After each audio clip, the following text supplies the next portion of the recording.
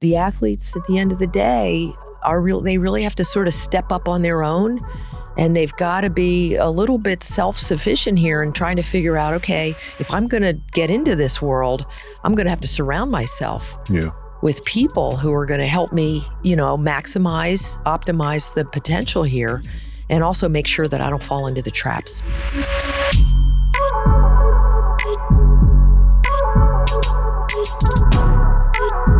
No Free Lunch is presented by T. Rowe Price.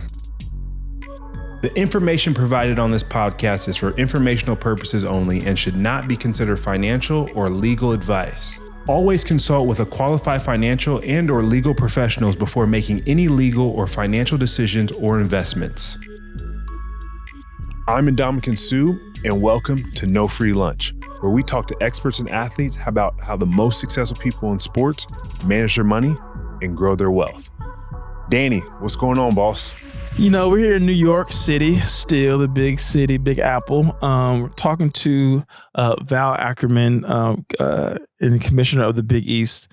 I grew up in Cincinnati, Ohio. Mm-hmm. I'm a UC Bearcats family, fan. My grandma and dad went there. So I grew up like old school Big East was like my thing. Yep. And not only in football back then when the Bearcats were in the Big East, but then also watching the games, the tournament at Madison Square Garden. Yep. We're always super. Do you have a moment that you remember of like watching those Big East tournament games or teams that were dope coming up? I don't have a specific moment, but I definitely remember watching, especially early on in my youth days in high school, but let alone in college, the Big East tournament, man. Yeah. It's one of the most classic, iconic tournaments that some magic's gonna happen. Yeah. And so ultimately, it's going to be a pleasure to sit down with Val and understand what she's building over there and what she's accomplishing and looking to architect. So yeah, I'm excited to hear what she has to say. Yeah, I would say my moment, I asked you that as a leading question. Mm-hmm. I remember when Kemba Walker made the shot over Pitt. It was he was driving to the hole and he went across his legs and made the shot over the center at Pitt to win. I think they might have even won the championship that year, Kemba Walker. But anyways, shout out to the Big East. I'm excited to listen to this episode with Val and kind of hear about her journey throughout not only the Big East, but even before that with the WNBA and building the WNBA. Yeah, man. She was the first to ever do it and create the WNBA. So let's hop into it right here on No Free Lunch. Val, first and foremost, thank you for joining the show, No Free Lunch. I'm excited to talk to you for multiple reasons, but I want to first get into a little bit of your childhood and where you grew up and sports. Obviously playing field hockey, track, which I am a shot putter myself from that standpoint, but would love to understand what got you into basketball and the love of basketball. Yeah, sure, Sue. Well, so when I grew up many moons ago, there weren't a lot of opportunities for young girls who were interested in sports to play on teams. Yeah. And I was fortunate because my dad was a high school athletics director. Okay. Prior to that, he'd been a coach. Yeah. He was a basketball referee in his spare time. And so he quickly recognized and nurtured my interest in sports. And so we did a lot of stuff at home. Yeah. I had a hoop in the driveway and badminton net in the backyard and a ping pong table in the basement. No. And that was how we did it. And did stuff with kids in the neighborhood. And it really wasn't until I got to high school that I had a chance to play on actual teams. Yeah. And as you noted, I played field hockey, because at that time there was no soccer for girls. Okay. So if you wanted to do a fall sport, it was either cross country or field hockey. Wow. Okay. And I wasn't up for the long running. Yeah. And then I played basketball starting at a pretty early age. And then I ran track for a couple of years anyway. I wasn't a shot putter like you, but I did my best with some of the running events. And so that was really how it started for me. So it really came from my family. Okay. And, and was very lucky because Title IX got passed when I was in 8th grade. Okay. And that really changed, not right away, but it changed things in time for girls at the high school level, at the collegiate level, and frankly made possible for me getting a scholarship to play basketball in college. Thanks to Title IX, that worked. That happened for me. It's interesting, from my older sister to me, and she's 4 years older than me, she got a soccer scholarship to Mississippi State. And I was like, wow, that's amazing. And like every summer I would leave high school and spend 2-3 weeks with her, just me and her, living in her house, seeing what a college student's like. So to imagine that there was no soccer in the day and age for you growing up, but it was for my sister a couple decades later, like I had the blueprint of saying, hey, my older sister's playing soccer, got a scholarship. I want to go to school so my parents don't have to pay for my school, and I can get a scholarship from that perspective. And so Title IX changing when you're in 8th grade, like that is life-changing, not only for yourself, but also for other athletes coming behind you from that standpoint. Right, very, very much so. And it was really the team sports that benefited, I think, most of all, because at the time Title IX came into being, women's tennis was sort of getting it going, thanks to Billie Jean King and others. The LPGA had been around really for decades.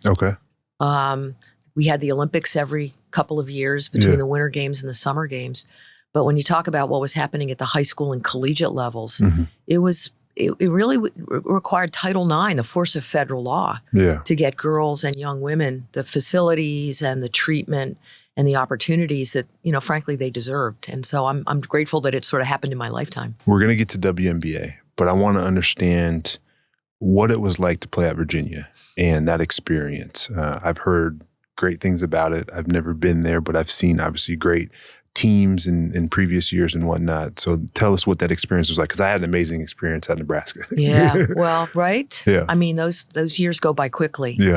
And you have to appreciate them. It's kind of like youth is wasted on the young. College is wasted on, young people in some respects, because there's so much to it and it's so formative. And that certainly was my experience at UVA. So when I went off there, I was able to get a scholarship. It started out as a partial. The other half of my scholarship went to another young player, also from New Jersey, which is where I grew up. And sort of this is how it worked. I got tuition and fees. And she got room and board. So I got to go to class and she got to eat. And that was like the sharing thing that we had. And my second year, a few more scholarships got added. I got upgraded to a full ride. By the time I graduated in 1981, a long time ago, most of the team was getting full or partial aid. Is what they called it. That's interesting, because you're saying she got room and board and you got school. I look at that as like, when I was in college, there was gray shirting, which you were like, it's kind of like that half scholarship, but it was half a year. It wasn't like half the scholarship of resources. I'm joking a little bit. It was, I'm just sort of making a joke. The point was that we didn't get a full ride. We had to split the one and only scholarship that was available to the team. And it got better every year after that. And, because of that, my coach was able to recruit more talented players. We were behind some of the other schools in the ACC for that reason, because we got a late start. But the combination of being able to play, to get better every year, the men's team at that time was really good. The great Ralph Sampson was a couple years behind me and really elevated the men's program. And other women's sports started to benefit from this as well. But the combination of that, and then I had my sights set on law school. So my major was pretty rigorous. It was an interdisciplinary major called political and social thought. So I was able to combine a bunch of humanities and roll it up into a major. And that was, again, all designed to get me ready for law school, which was my ultimate dream. So great experience all the way around. I love that school. How did that experience support you in being the first president of the WNBA? Well, it was a journey, Sue, like we've all had. I know you've had an incredible journey of your own. So when I graduated from Virginia, I played basketball overseas for a season because there was no pro league here. What cities, if I may ask? I was in France, central France. There was a pro league here called the WBL, but it was thought to be on shaky ground, and I wanted to travel anyway. So I forgone that experience. Very smart and great decision, because I had a best friend that played overseas in France, Germany, Israel, everywhere, and every offseason, I made it a point to go spend 2 weeks with him. Good. And not only be immersed in that culture, but also have the ability to say, I can travel the world. Like it was the best way to see everything outside of the U.S. Right. Well, because basketball was a 2-semester sport, I didn't get a semester abroad. Yep. And I would have, really enjoyed that. Yeah. And so that was my chance to sort of make up for that by playing in another country. Yeah. But I came back, I went to law school. And I think it was really, Frank, my legal education that really helped me make my way back into sports as a professional career, not as a player, but as an executive. Because I wanted to work at a sports law job out of law school. I didn't have any experience working. I had a nice resume, but I never worked in sports or in the law. So I went to work. I worked for a big Wall Street law firm for a couple of years, got my legal credentials, buffed up. And then my next job after that was in-house at the NBA. So I think it was the combination of playing in college, playing basketball specifically made me attractive to the NBA, having a law degree, working a few years so that when I got my first law job at the NBA, staff attorney, I was ready enough for the work that they ended up giving me. But that was 7 years between the time I got out of Virginia and when I got that job at the NBA. 7 years had passed. So I want to touch on that a little bit more because it's something that I struggle with as a professional athlete that has been super blessed to have many opportunities. But an aspiration of mine is to work in business and work in the high-level sports and or on boards. And I've been fortunate enough to have Warren Buffett support me publicly and say, hey, he's a great opportunity, a great person. I think he should be on boards more and more. But when I have those conversations, they look at the resume and they say, do you have the experience? And what I usually see to compare myself to other folks is they have CFO title, they have COO title, they have this experience, they've had this body of work where I was playing sports 90% of the time. Yes, I have internships, I have externships.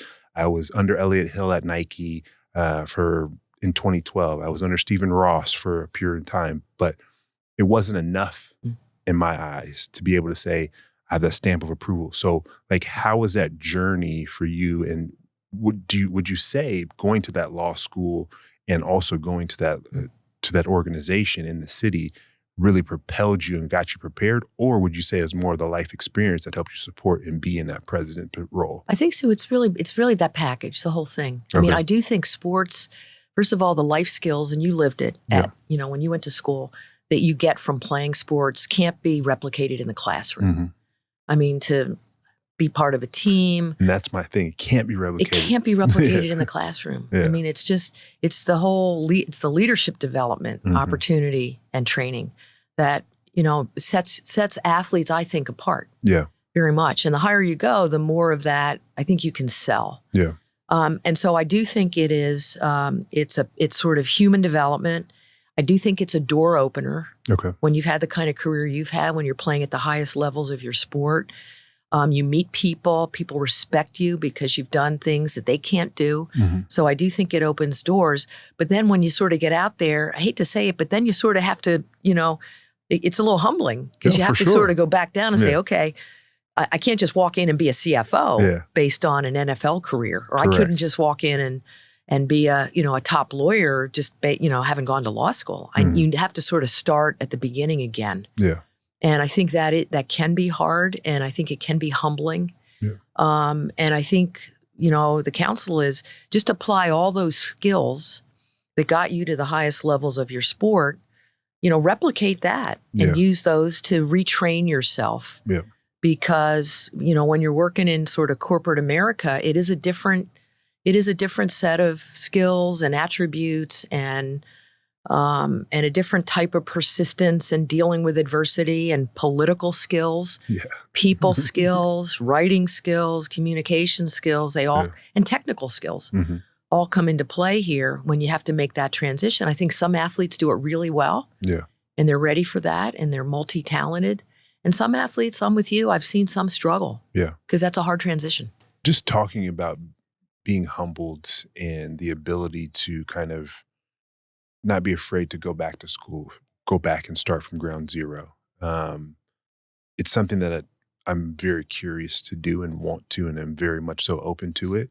But at the same time, I look at it from a perspective of understanding, do you go back to school and literally have to go get an MBA or a law degree or an engineering degree from that perspective? Or is it just more so the experience of starting from the bottom of saying, hey, I need to go work at Nike or Adidas or wherever it may be and work my way up that ladder to then be able to get some of those aspiration goals? It's actually both, I think. I think you can do it both ways. And I'll give you an example in my case. I was really fixed, as I said, on being a lawyer. Yeah. So you can't be a lawyer without going to law school. Yeah, for sure. Yeah, okay. Yeah. And I'm a big proponent of the law degree, in part because of what turned out to be my experience, which was that I didn't stay with the law. You know, I practiced law. I was a true lawyer for a few years, and then I moved over to the business side. Okay. And number one, I wouldn't have been able to make that transition without having had to start with the law. But the legal degree for me is the gift that keeps on giving. I mean, particularly now in college sports, there's so many legal issues that are pressing the space that I use outside law firms, you know, to sort of, I call them the real lawyers. Yeah. But the fact that I understand this stuff, I've got a head start in being able to manage the issues. So, I got the law degree. It's interesting. When I was in law school, I went to UCLA for law. The school offered a combined degree, law plus MBA, in 4 years. Normally it's 3 law, 2 MBA, 5 years. Yeah. They offered the 2 in 4. It was rigorous, and you had to, you know, kill yourself. But I was ready to get out after 3 years, so I didn't take advantage of that. Interestingly, I wish now I'd gotten my MBA. Now, to your question, there were things that I did learn on the job. And so maybe if I went back to school for an MBA, I could say, I already kind of know that a little bit. Yeah. But I don't think I would have gotten I missed the full effect of some of the training. And so I do think I'm a proponent of going back to school. I think it certainly can't hurt technically. And number two, it's like what you experienced with your playing career. It's another networking opportunity. It's a chance to meet people, to be with smart people, to get the benefit of being part of another tribe, you know, in terms of, you know, whatever your law or business or professional school is. And there's benefits to all of that. But I do think, you know, as you rise in your field, what you learn on the job becomes as important, if not more important, than what you learned back in school. And that's a tidbit that I wanted, because school, and granted, I had an amazing time in school and I value my engineering degree, and I put it almost up there higher than my Super Bowl championship. But the experience that I get to have on job sites and talk to contractors and plumbers and electricians, I didn't learn about cross-laminated timber because of schoolwork and learning that. I learned that in the field. And so that's where the experience is so valuable to me. And you only know what you know to what you're exposed to, which is key in my eyes. But I want to move forward a little bit and talk about the WNBA from the very beginning and where we're at now, in your opinion. And they're obviously in a CBA fight per se, but what does it look like from when you first were there architecting the WNBA to where it is now, and where do you think it's going to be in the future? Well, hard to believe, but it was 30 years ago. Okay. 31 years ago that we were hatching the idea to play a league that the NBA would front at a time of year when the NBA was dark, so as to maximize television, fan support, not compete against the men, not compete against college basketball, NFL, all the sports that play in the winter, and to capitalize on what we thought was growing interest at that time in the women's game because of what was happening, most of all in women's college basketball. And I want to just laud, for example, the UConn and Tennessee rivalries back in the day, which really captivated people's imagination. ESPN was sort of getting involved. The Women's Final Four was becoming a thing. And so we were paying attention. And I was the women's basketball person at that time at the league. And so David Stern, the longtime commissioner, who was my mentor, sort of put me out front on the monitoring. And, you know, may he rest in peace. It was really David, I have to give all credit to, who said, women are going to be very, very important to the future of the game of basketball. Yeah. And so while the NBA was out there figuring out how to get more women interested in the NBA, and we had committees around, okay, do we have to market it differently to the female fans, blah, blah, blah. The idea of actually having women be center stage versus the men was really, you know, he wanted it to happen. He wanted there to be a WNBA. Yeah. And so because of what was happening in women's college basketball, because the Olympics were proving that there was another way to promote the women's game. The Atlanta Olympics in particular became our springboard in 96 for the launch of the WNBA because the USA team got the gold medal there. That propelled things. Because NBA business at that time was really good. And he had tremendous clout with the owners. Yeah. And could go to them and say, hey guys, I got this idea. You know, women's basketball. And they're like, well, okay, if you say so, David. That was how much they respected him. Yeah. And he said, you know, may not make money right away, but we think there's a future. And that really, you know, was really the thought process that went into it. It was a way for the NBA to own basketball on a year-round basis. Yeah. So that really, you know, got it going, that mindset. And then it's a much longer story, Sue, but I'll try to make it real quick. The NBA at that time was in business with USA Basketball on the men's side. Think the first Dream Team in Barcelona. Yeah. And so we had an existing partnership, and the women's team was equally expectant of winning gold medals at events like the Olympics, but had stumbled at the 92 games in Barcelona, had stumbled at the 94 Women's World Cup in Australia. So they wanted the gold medal back badly. And in 96, we had the opportunity to do that in front of, you know, the home crowd of the USA. Yeah. And that's where the NBA got involved in promoting the women's team that traveled many months before Atlanta to get ready for that competition. And that, you know, their journey, which has been documented, really helped us learn what the interest might be in elite women's basketball at that time. And it was very high. Yeah. And that gave us the reinforcement that we needed to get going with the WNBA. So a lot of things were going on here. Yeah. College basketball, USA basketball, NBA having an interest, all sort of came together in this one-of-a-kind way. Back in 95, 96. And, you know, again, I was there for all of that. And, you know, had the honor really of being asked to be the first president of the WNBA. So was it the Olympics, or what specifically was one thing that really excited the overall organization, let alone yourself, when it came to the WNBA? And what is one thing that excites you now to where it's grown to? And what you could see in the potential in the future. Yeah. I would say that the launch pad was, in fact, the gold medal effort of the 1996, 30 years, women's USA American Olympic basketball team. They traveled 10 months before the games, developed a following. You know, the stars of that team included Lisa Leslie and the great Cheryl Swoops and Rebecca Lobo, who had come out of UConn as this sort of, you know, star. And they were our pillars, our player pillars when we launched the league. And winning the gold medal was the momentum and the platform and the launching pad, really, that I would say probably more, as much as anything, made it possible for us to say, okay, that was such a success. Yeah. We're now going to use that as the wind behind our backs to launch the WNBA next summer. Because the Olympics in Atlanta were summer of 96, WNBA was summer of 97. That gave us sort of a year to get ready. And I would say, you know, it was really that. And the answer to your second part of your question was, I think it's always the players, you know, in any league. Yeah. You know, we had stars to launch. We had some we didn't even know we had. The great Cynthia Cooper came in. She was sort of playing in anonymity in Europe, in Italy. She comes into the WNBA in the first year. She's the star of the league for the Houston Comets. May they rest in peace. I hope they come back someday. I like that. And, you know, Tina Thompson was on that team. I mean, they were magnificent. Yeah. And it's always about the stars. And so now I think we're just seeing the league's always had stars, but we're seeing the new crop now. Yeah. And so we have that is the threat through line. Yeah. But I think, Sue, the thing that has changed, I sense societal currents have shifted in a really favorable way. Okay.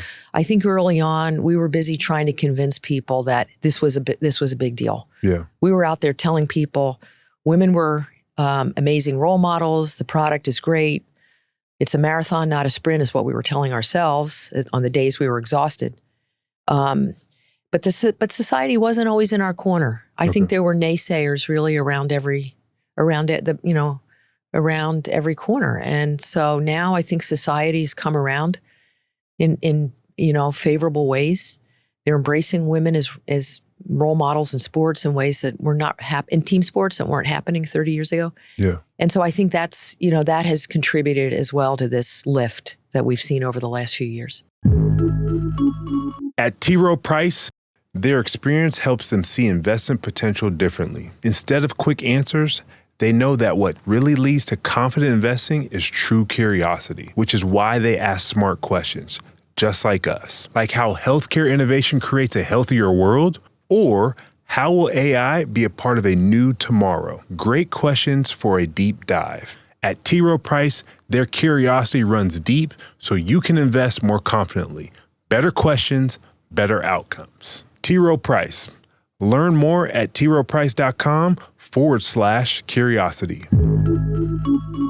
I want to jump into the CBA and the structure and the ownership of the league, but off your comment of saying the excitement of where it's growing right now, like looking at the WNBA team in Portland, Oregon, where I'm from, and that excitement around Portland Fire. I'm a big proponent of it because my wife played at K-State. We kicked her out of Nebraska. She actually left on her own, but she was a great basketball player, could have played overseas, but decided to follow a different career path. But for me, it's really understanding, and again, to your comment, like Alexis Ohanian, Serena Williams' husband, said, I'm all in on women's sports. And I would agree with that, but I would love to understand why you would agree with that versus any other sport from a growth perspective. Well, I think my observation, back to your earlier question about how times have changed and how mindsets have shifted, and I'll use the WNBA as an example. When the league launched, a lot of our talking points were built around the cause. The idea that that women's sports were sort of a societal good, if that makes sense. Yeah. That we were creating young role models for young girls that were sort of healthy, women that they could look up to, aspire to be like. We were creating positive vibes in communities. Yeah. We were very welcoming about our fan base early on, particularly the LGBTQ community. Yeah. And they weren't always feeling very welcome in different quarters of society 30 years ago. And the WNBA games became a safe space for them. But we were selling, it seemed, sometimes more the women thing than the sport thing. Yeah. Yeah. And we certainly weren't selling at that point near-term profitability. Yeah. Yeah. And so the pitch was to the investors, if you will, the people that were paying the bills, it was, hey, believe in this, play the long game. Yeah. We think there's something here. We were the ones preaching, saying, as David did, women are important to the future of the game of basketball. Come in low, hang with this, sell high at some point. And we didn't always get people buying into that. Okay. And so early on, we had teams that were sort of losing money. Owners were sort of giving them back. We had some relocations. We had some teams that were folding. And the league, I think, frankly, got a bit stuck because the money part wasn't quite there yet. Yeah. And we know, as it's a motivator. No, for sure. I mean, so now I think that's changing. I think now people are seeing the possibilities of revenue, of profit, of asset growth with these teams. And so that's reflected by the valuations that are attaching to WNBA teams, that are attaching to NWSL teams. Yeah. You're hearing about growth in other women's. There's 3 women's volleyball leagues that are trying to get off the ground. Women's pro hockey is now a thing. Yeah. with capital coming in. And that wasn't the way it was 30 years ago. And so that, to me, the notion that there might actually be money out of this thing has made it more attractive to people like, like myself. Like yourself. I'm very attracted to it. And I'll be very transparent from the standpoint of, again, I remember the Portland Fire when I was a little kid and going to those games. We gave it a go. That was one of our early teams, and it just didn't work out. And so seeing that as a young kid, because my mom, I was fortunate enough to go, I sat up in the high seats because my mom worked for, it's now the Moda Center, but she was an attendant there. And so I'd go and sit, and she said, hey, get the cheapest ticket and I'll bring you down later on if nobody's in their seats and they're gone for this particular game. And so then now seeing where it was, I looked at the NWSL team in the Portland Thorns, like literally was a couple weeks away from potentially buying it with a group, made a decision not to for some personal reasons in what I was doing. Then now looking at the Portland Fire team, but also looking at it from the perspective of the Portland Trailblazers just sold. And how do you put those two organizations together to be profitable on both sides? And understanding that, one, now going through a new CBA, the dollars are changing. So this is an interesting question for me is, like, I don't know what the structure of the WNBA looks like from an ownership perspective. But in the NFL, when I look at their side of things, you have basically 100% pie that is split up 50-50 based on the CBA and how they look at revenue. So how does that work for the WNBA, and how is that structured early on to where it can potentially change in this new CBA? Well, I've been gone a long time, and I can't, and it's frankly not my place to comment on the current finances of the league. I don't know what they are, to be honest. Yeah. I can speak in more general terms, though, about what drives growth for a sports property, and it is television. Yeah. It is television. And that is the number one revenue stream for a sports league. Okay. Is TV by a long shot. And so given the popularity of the NFL as an example, that's what's driving these billions plus dollar. I know that because I work for Sky Sports, and their 3-year deal with NFL is massive. Right. It's through the roof. Okay. So if you've got that sort of, revenue coming in, then a lot of good things happen. Now it creates, interesting conversations with your labor force. Yes. Obviously. Yeah. And I think that's kind of what's starting to happen now with the WNBA, which is, as the money has grown, it's creating, not surprisingly, important conversations with the union about how to share the pie. Yeah. And that, I think that a good sports league is very thoughtful about how to do that, because there are many considerations around, how is it going to work? How are we going to cover costs? How are we going to make owners or investors who've maybe lost a lot of money over many years whole-ish? Not maybe they're going to accept some loss here, but is there any way to recoup anything, give them encouragement and reinforcement about their investment beyond just sort of the asset value and what's going to happen when they sell the team in a few years? How to be fair around the proper allocation, again, to the athletes who are doing work here. What is that right formula? And I dare say it's probably different for every league, because every league's in a different place. The NBA is in a very different place than the WNBA. So I don't think I don't believe it can be seen as apples to apples. Yeah. I think the players are very deserving. And, my sense is that they're going to do very well with this agreement compared to where they've been. Yeah. But I think at some point when it's time to make the deal, it does become, in my experience, because I worked on the first 2 collective bargaining agreements for the WNBA, at some point it becomes a leap of faith for both sides. Yeah. Because both sides have to give in order for a deal to get done. Agreed. And it may not be quite what the owners wanted, and it may not quite be what the players wanted, but that's where the relationship kicks in. Yeah. And that's where the leap of faith kicks in, and then the spirit of partnership has to kick in at that point. And that's where you got to lock arms and say, okay, both sides, it was sort of, we got most of what we wanted or part of what we wanted, and now we got to work together to get everything we wanted. And that's where the partnership and relationship part kicks in. And that's interesting you say that, though, because early on in my career in the NFL, I'd probably say at least the first 4 or 5 years, it was always looking at the NFL as we got to go against them. The PA is always against them. It's never like we got to work together as a unit from that standpoint. And I've done plenty of deals in life. Usually the best deals are both sides are a little bit unhappy, but they're both happy. And then they find a common ground to say, hey, regardless of those terms that we agreed upon, let's actually go above and beyond them to reach that success. So would you say the biggest misconception for a successful women's league, let alone the WNBA, is what? Well, I think the biggest misconception is to compare it to a men's league, because the men's leagues have had a massive head start here. Yeah. And I would say in the case of basketball, the revenue disparity is enormous between the two leagues. That's, that's number one. I think, again, to build on the comment, and you reinforce my thoughts were, I think it shouldn't be adversarial. Yeah. That would sort of sadden me if it was. Because, when it comes to women's sports, I think women are still a bit of the underdog. Yeah. Okay. Even though times are changing and there's more respect and there's elevation, and I think women are starting to get their due, it's still, they're still behind and I can just tell you that from working on both men's sports and women's sports side, it's just not the same. I think, men's sports really still have a leg up.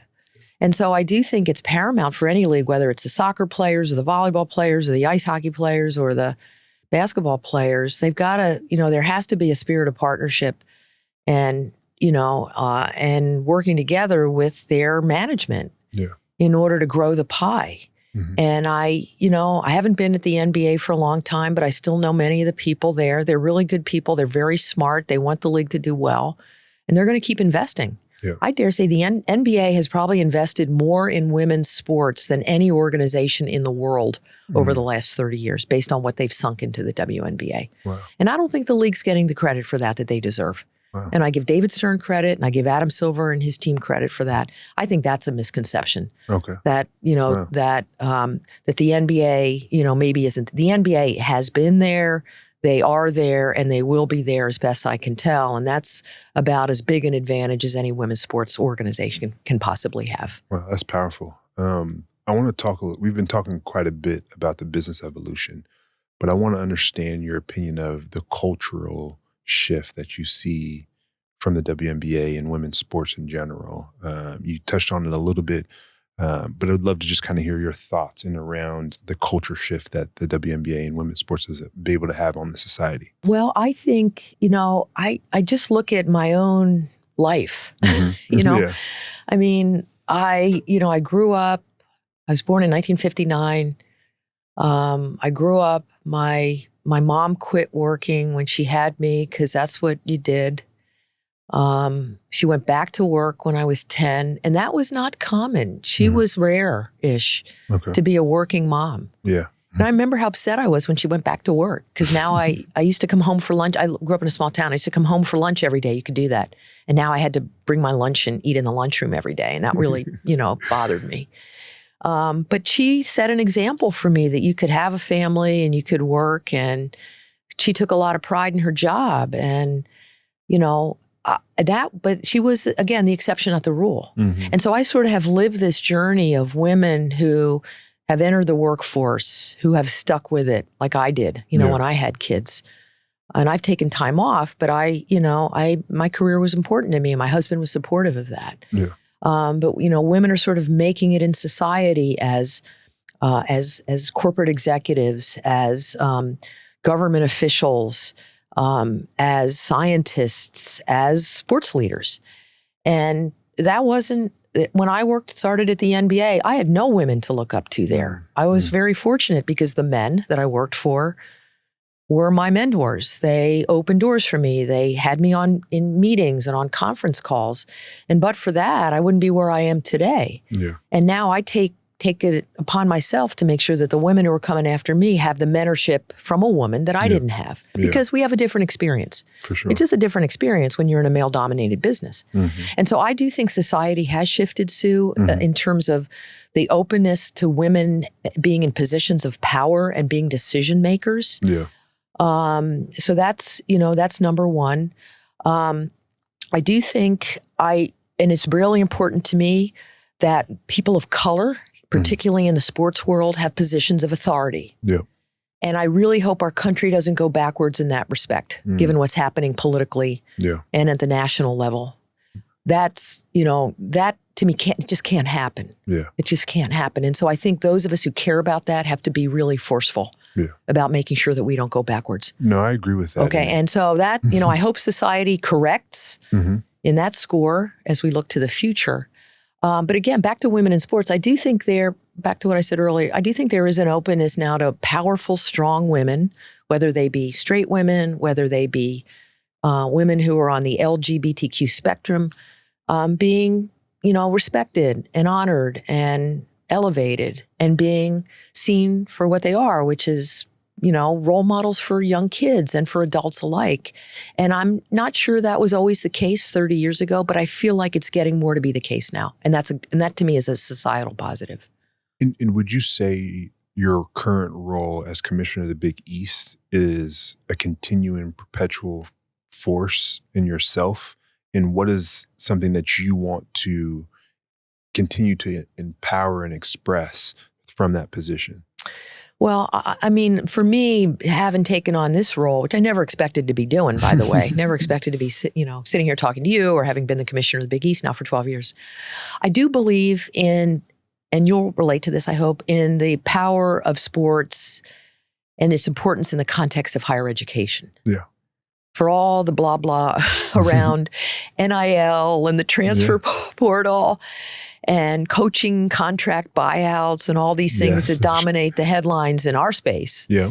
College sports, I think sometimes lost is the fact that you've got 500,000 young people who are going to college, who are playing on teams, who are developing all this life skills, training that you and I talked about earlier, and who are going to go on and they're not going to have a pro career in sports. Yeah. They're going to go on and do other things with their lives. And that was me. Their experience in college made that possible. And that was frankly one of the things that attracted me to the Big East 12 years ago was the chance that I could sort of go back to that world and be, in a position to help, create an experience. I'm not on campus, so I'm a step away, but I could help create an experience for young people along the lines of the one I had, and in turn allow them to be a more productive citizen and a leader in society when their playing days are over. And it is very interesting because you bring up NIL, and I think NIL is great, but I think it's horrible in a lot of ways as well. And one, I wish I had it when I was playing, but me too. That's a whole nother story. But ultimately, I'm a big proponent of college, but I'm also a big proponent of trade schools, especially from my engineering background side of things. And I mean, if you go through an apprentice program and you earn a certificate and grow in that space, you could walk out of that position right into a 6-figure job, which is very meaningful for a lot of people in this world, let alone obviously if you're lucky enough to make it to sports, but even leave law school, you're able to get into a real job from that perspective. But what has NIL done to the athlete experience in college? Well, I think for athletes, it's been a boon. I mean, the fact that they can now generate income through their likeness. Frankly, a lot of it is tied to their athletic performance, which wasn't supposed to be the case, but it is. And how that gets managed, I think, is the question. Yeah. And, how to allow schools to sensibly allocate dollars, which in some schools aren't always there for this kind of outlay, to be honest. I mean, there's, athletic departments are very expensive. That's a misconception, by the way. Thank you for using that word earlier, that the cost of running a college athletics program is significant. And a cost of running a football program is very, very significant. And a cost of supporting women's sports and meeting Title IX obligations is very, very significant. And not all schools are created equal in the revenue that they're bringing in to support all of those things. So I think, punchline is NIL for the athletes is great. For some athletes, these may well present their prime earning years. Because they're not going to go on and play in the NFL or the NBA or MLB. And so for them, I do hope if they're bringing in some significant coin, that they've got advisors to help them manage it wisely. They're socking some away. And they're taking advantage, importantly, of the learning experience that comes from navigating the NIL marketplace. Yeah. Because that's a sophisticated thing. Yeah. You've got to hire an advisor. You've got to file a tax return. You've got to sign a contract. And I wouldn't have been equipped for that. At all. When I would have had no idea. Right. Yeah. And I mean, without help. When I was at UVA, and I thought I had a pretty good GPA, but that wasn't my area. Yeah. And so I think the learning experience that comes along with that is healthy and important, but the possibilities for mismanagement are real. Yeah. And I think that's where sort of educators have to come in and make sure that these athletes have the support that they need in order to, again, navigate this marketplace wisely. So you mentioned athletic departments, and I'm fortunate enough to be very close to Nebraska and their board of regents and their president, and understanding how they've done an amazing job to not be in a deficit as an organization and a school from an athletic perspective. But there are a lot of schools that are out there that I know are hundreds of millions of dollars in debt. And NIL has only accelerated that. How do you fix some of those situations? And is there a specific sport that should be, in my opinion, I think it should be football, that should take the reins to help not only those organizations get out of those debt deficits, but also support Olympic sports, women's sports, and all the above? It's a really great question. I don't know that there's really a fix, because as I like to say to people, we can't underestimate the competitive impulses of human beings. So if there's a school that is intent on winning, which many are, you live that, right? Yeah, Lane Kiffin. Winning like is a big deal, at all levels of sports. And if the thesis is, in order to win, you have to have a really good coach, well, you got to go to the marketplace for that. And good coaches aren't cheap. Yep. Okay. And if you want to win, you also need athletes of a certain caliber. And now we're seeing there's a cost associated with athlete acquisition. Correct. And so you put the two and two together, and back to my earlier point, it becomes very expensive then, if that's your goal. To compete at a high level, to be relevant at a high level, and to win national championships, it's a very, very expensive undertaking. And right now, there really are very modest controls on the spending that's possible in order to do that. I don't know the way out of that. I mean, it's sort of a longer conversation around the NCAA. If they were the ones to try to put controls on that, they need some protection under the antitrust laws in order to do that. There is a question out there right now about whether the athletes should actually be employees within the meaning of the federal labor laws, which would entitle them to minimum wage, overtime, workers' comp, the ability to form unions and negotiate with their schools. That's not the case right now. And the employment question is a very difficult one, and most schools are opposed to that because it opens up a whole line of consequences. And so, but in order for that not to happen, that's where you hear talk about Congress stepping in and creating a national framework to say, okay, these athletes get all this stuff. They can share a piece of the pie, which is the new revenue sharing model. But they're not employees within the meaning of the labor laws, but they get all this stuff. The NCAA can make rules to create some controls. And for that, they're going to get some antitrust immunity so they don't get sued every time they try to create a rule. And by the way, a bunch of states have also jumped in to create their own rules because they don't like the national rules. And they're saying, wait a minute, if you come to school in Nebraska, you don't have to follow the NCAA rule. You can just do what we say. And that's a mess because now we've got 35 states or more who've got, different ideas about how to run a national enterprise. And that's a mess. So that's why, you're hearing about the possibility of Congress getting involved and fixing employment and antitrust and preemption, we call it, on the state law piece.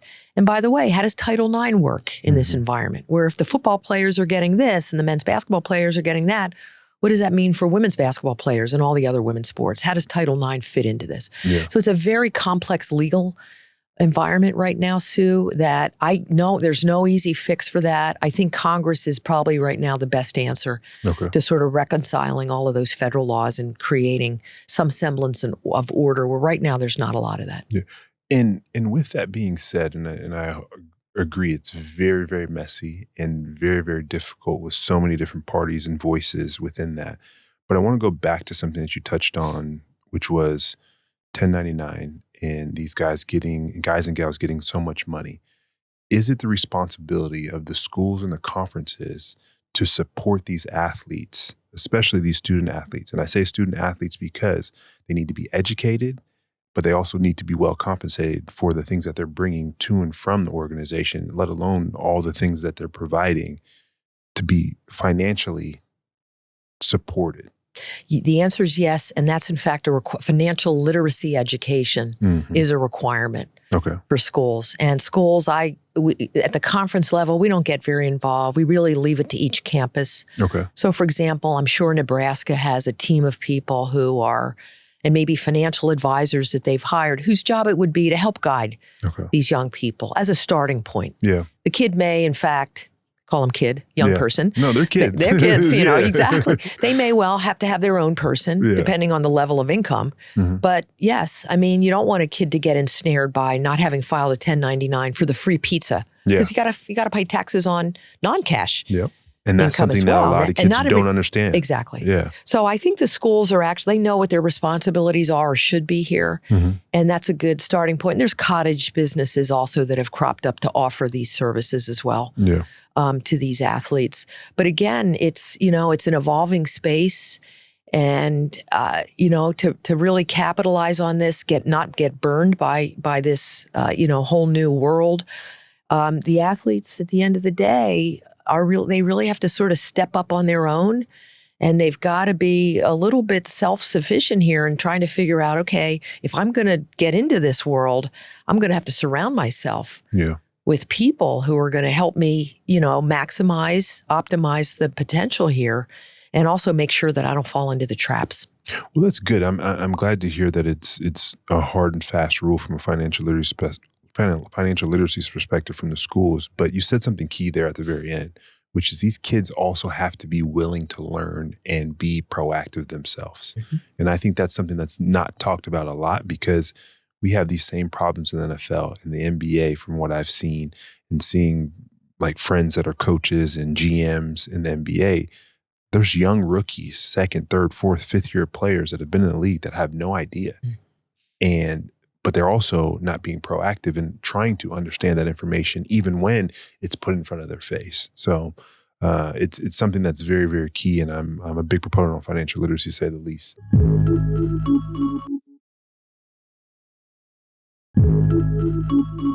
I'd love to transition a little bit and understand something from your perspective of what is the biggest win that you've seen in your overall life to date as a leader?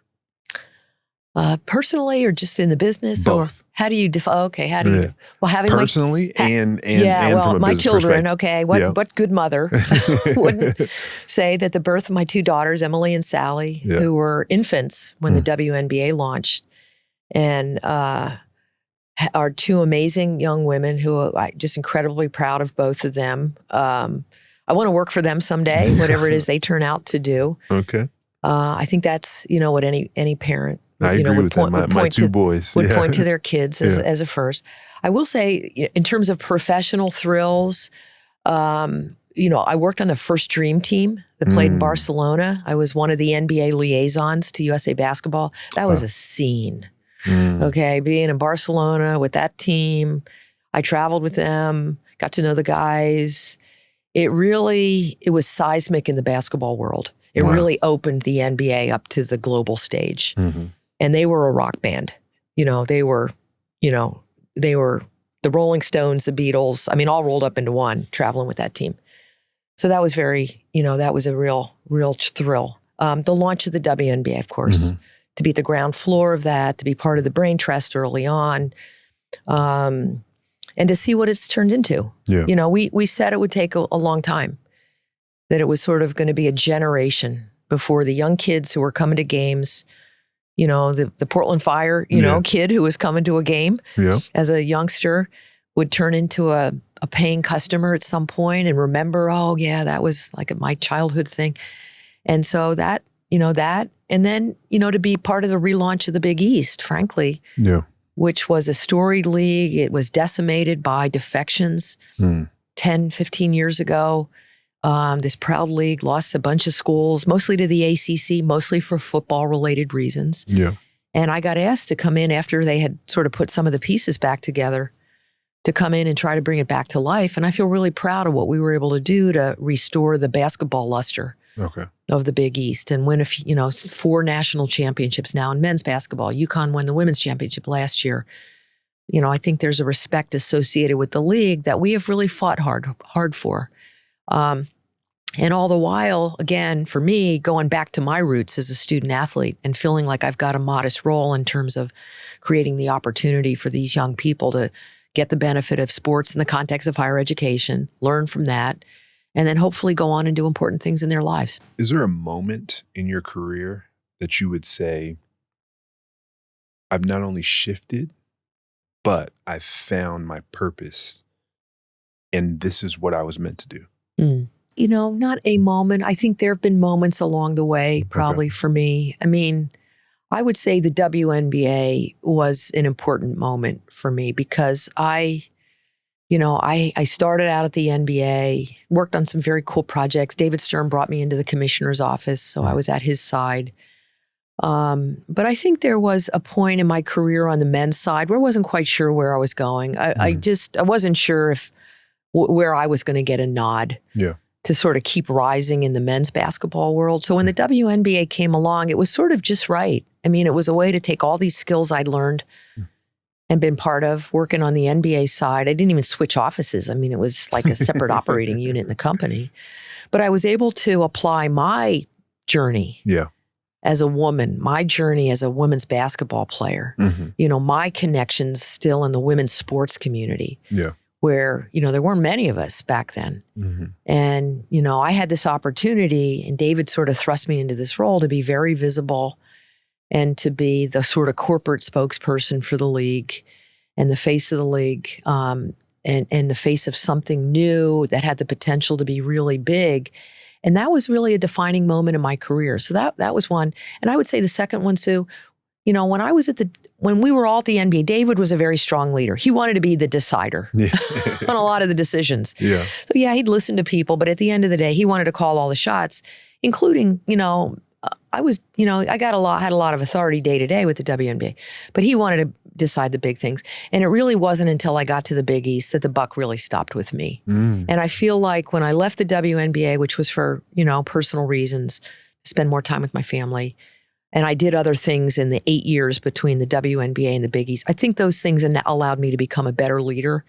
And now having been at the Big East, I feel like I've become a leader that maybe I couldn't have been if I stayed at the league.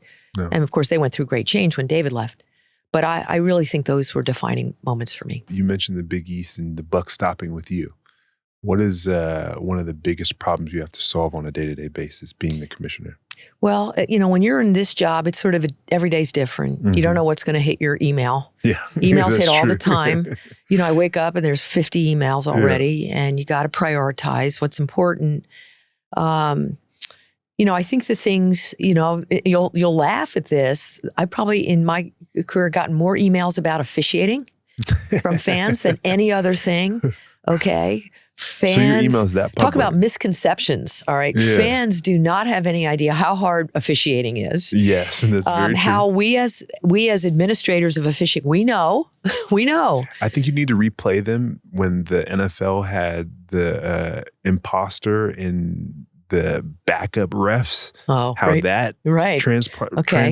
transpired between having the original refs and the backups. There's a big difference. Okay, there is. And I think fans don't understand how skilled actually and trained and how rigorous the standards are for referees and how accountable we hold, hold our officials to. But they're humans. They're just, instant replays made it better all across the board. But they are going to get things wrong. They have to make split-second decisions. Some things are not reviewable. And some, when you're in my spot, when you're a commissioner, you just hope that a call, that there's not a call that may not have gone the right way that doesn't determine the outcome of the game. That's the worst result. Because you can't reverse that. And given the high stakes involved, when I talked to you earlier about the importance of winning, I mean, college basketball, we only have 32 games. Okay, the NBA's got at least 82 games. You know how few games there are in football. okay, a call that costs a game could, or seemingly costs a team a game, could have massive implications.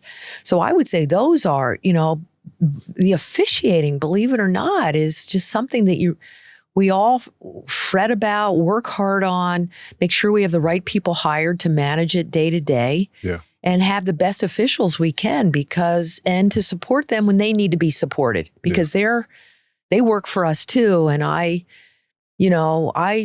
take great pride in our refs in the Big East. My dad was a basketball referee, so actually it's personal for me. And I really care about my refs and, want to make sure the job is good for them.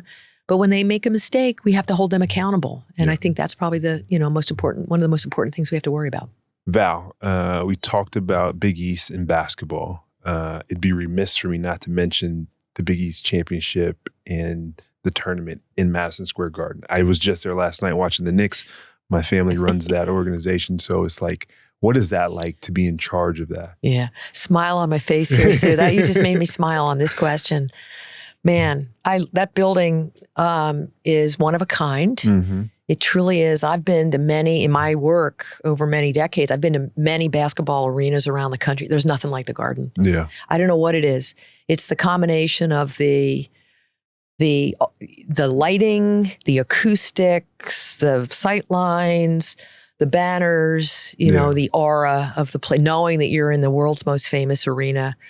It just all combines to make it a really, really special place to play a basketball game. And the Big East is very lucky that we've been able to be there. I think it's been 42 years. I may have it off by a year or two. And it is the longest relationship between a venue and a college basketball tournament in college basketball. So we're really proud of the relationship there. We've been able to sign a couple of extensions with MSG that will allow us to be there in 2032 at the earliest, which would represent 50 years of the Big East tournament at Madison Square Garden. So for the conference, it's huge. Dave Gavitt, the founding commissioner of the Big East, brought it there in 83. Mm-hmm. We've had many magic moments there. I mean, the highlight reel, we've produced a few of these, Big East tournament at Madison Square Garden highlight reels. It just takes your breath away. Yeah.